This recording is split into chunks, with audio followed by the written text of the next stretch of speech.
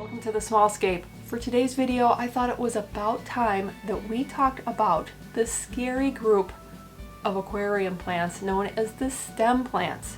So whether you are a new fish keeper, an old fish keeper, new to the aquarium plant world, whatever, I hope you enjoy Stem Plants 101.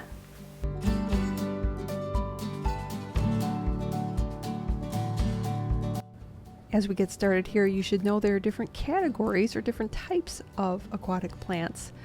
First of all, let's talk about what stem plants are not, otherwise known as the other three types of aquarium plants, and that would be floating plants, such as salvinia or frogbit.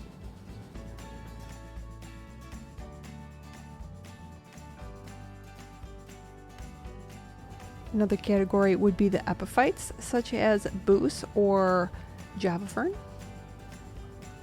And then the rosette type plants, which would be crypts or Watersteria, are a couple of good examples. But the last category, the stem plants, are what we are going to be talking about today. And they can be a little intimidating when you first start, at least they were for me. But once you get to know them, you will realize that there is something that you can do with stem plants that you can't do with any of the other categories. And we'll get to that in a minute. But what makes a stem plant a stem plant? Well, a few things. First, they're known to be very fast growing, so they will use up a lot of nutrients. And they generally will grow vertically from a single stem. And the leaves are kind of arranged in a very uniform way, which you'll see in the examples coming up. And they're easy to propagate. You just trim them and plant the trimmings. Now for some of my favorites in the stem plant world, and I think these all work really great for even beginners. The Hydracodal Japan. This is a very popular choice for obvious reasons. It looks like little clovers. I think it's just the cutest little plant. I personally like it with microsword next to it. It's got a completely different but also very fine texture, and it's really good for kind of crawling along rocks. Something else that I've started keeping in my tank is water Sprite. I'm showing you what it looks like, and this is going to lead to something. I took some of the water Sprite that came in from Flip Aquatics for they furnished this tank with all the plants. They are a channel sponsor, but I did, for kind of a little experiment, I floated some, which is this is what you see. It's floating. It looks way better. It's very healthy looking. But then I also planted some in the back, which obviously it's struggling because a lot of the plants that you get will be immersed, and they will have to transition to the submersed kind of form, which takes them a while to bounce back. But that's the funny thing with stem plants, is that they do very well floating. You can plant them or you can float them, and I do like to float them, especially this water Sprite. I think it looks really cool on the top of the water.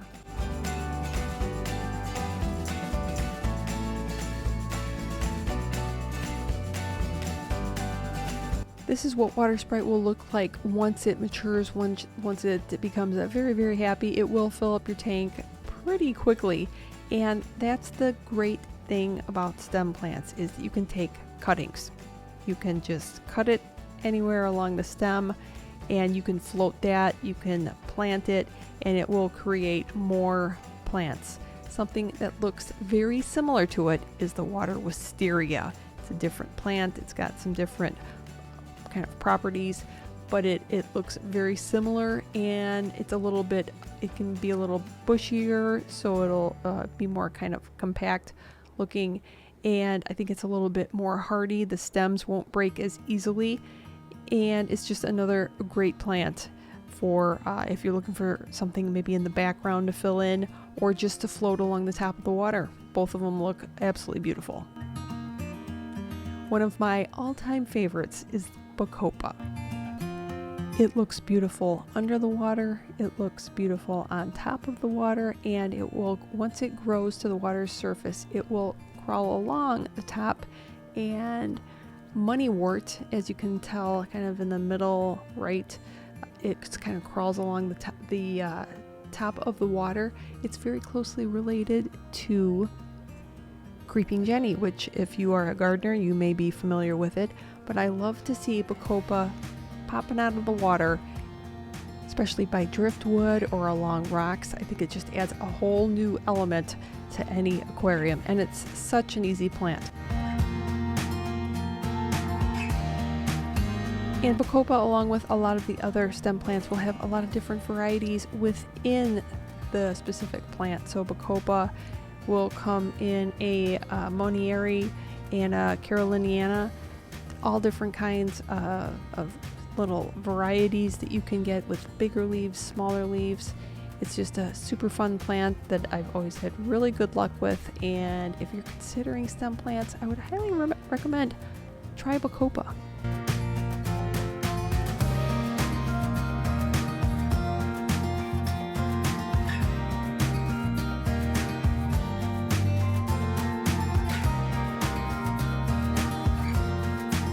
Another excellent choice for a stem plant, especially if you've never tried a stem plant and you want a little bit of red in your tank, try Ligia. There are a number of different varieties, different sizes, ones that stay smaller, ones that get larger, more red, less red. Any of these plants that you are considering that do have a red color, you may want to have a little higher light, but I either keep low to medium light and I kind of get what I get. Now I did keep Ligia in my pond and it did excellent. It was so happy out there, and it's super fun to see it looking down. Although I love ponds, I love looking down into it, and it almost seems to form like it almost looks like a star pattern when you're looking down at these plants. And it's kind of neat that the top of the leaves stay kind of a bluish green and the undersides get red. So you kind of get to observe different colors depending on if you're looking straight through the tank or down into the tank. Another favorite of mine that has a very fine texture but has a little bit of red, it would have more red if I had higher light, is Rotella.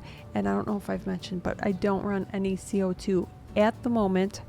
So these plants do not require CO2, but it'll always help growth rate and color if you do have CO2 and or higher light. But the Rotella, if you can see in the background, it's kind of mixed in with the corkscrew valve. It's got a very fine little texture and I absolutely love it. I actually don't have very much of it right now, but I need to get some more because it contrasts so nicely with boulder leafed plants. So if you do have the Watersteria, you have Nubius, something with like boulder leaves, I think the Rotella, and this is a Rotella rotundifolia in the back, it's just a really kind of a fun little plant.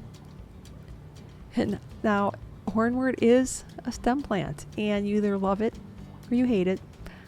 I sometimes hate it, but I usually love it because it is one of your best friends if you have algae. It uses up a lot of nutrients in the water and it will help combat algae, and I think it just gives a lot of nice cover for the fish and maybe shrimp. Like I said, you either love it or hate it. So that's your introduction to Stem Plants 101. I hope you enjoyed the video, maybe learned something new, or let me know if you do happen to have a favorite stem plant that you would like to recommend to others, or if there's one that you're thinking that you're going to try. Thanks so much for watching, and I will see you next week.